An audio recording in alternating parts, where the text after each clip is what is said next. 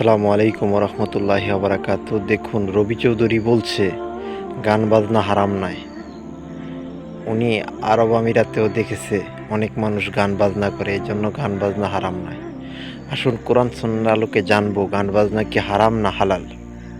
ইসলামে কোনো নিষিদ্ধ নেই গান বাজনা, কারণ আমি নিজেই সৌদি আরবে ছিলাম। অ্যারাবিয়ানরা যদি গান করে, তুমি দুবাইতে যাও, কি র্যামডম মুজরা ডিস্কো চলছে। আমাদের দেশ তো ওই তুলনায় অনেক ভালো আছি, আমরা অনেক ধার্মিক। আমি মনে করি আমরা অনেক ভালো। অনেক মুসলিমই মনে করে যে ইসলামে মিউজিকের অনুমতি আছে।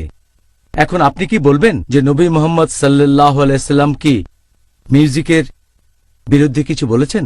মিউজিকের কথা যদি বলতে হয়, এ ব্যাপারে বিশেষজ্ঞদের মতভেদ আছে যে মিউজিক অথবা গানের অনুমতি আছে কিনা।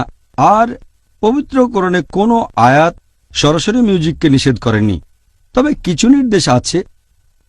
আল্লাহ পবিত্র কোরআনে বলেছেন, সূরা লুকমান অধ্যায় নম্বর 31 আয়াত নম্বর 6 বলা হয়েছে যে মানুষদের মধ্যে কেউ কেউ অজ্ঞতাবশত আল্লাহর পথ থেকে বিচ্যুত করার জন্য অসার বাক্য ক্রয় করে, আর এভাবে মানুষকে দূরে নিয়ে যায় আল্লাহ সুবহানাহু ওয়া তাআলার পথ থেকে।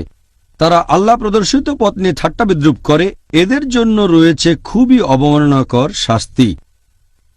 পবিত্র কোরআনের তাফসীর পড়লে আপনারা দেখতে পাবেন এই যে অসার বাক্য জ্ঞান বহির্ভূত অর্থ ছাড়া, এটা বোঝাচ্ছে অনৈসলামিক গান আর বিভিন্ন বাদ্যযন্ত্রের কথা। তাফসীর পড়লে এটা পাবেন।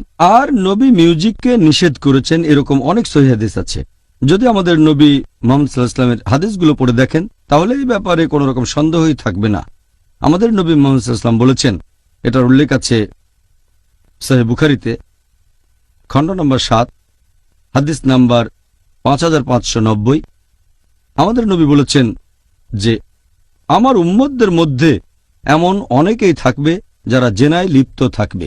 তার মানে ব্যভিচার, অবৈধ যৌনাচার, অনেকে রেশমের কাপড় পরবে, মাদকদ্রব্য সেবন করবে এবং বাদ্যযন্ত্র বাজাবে আর ভাববে এগুলো বৈধ।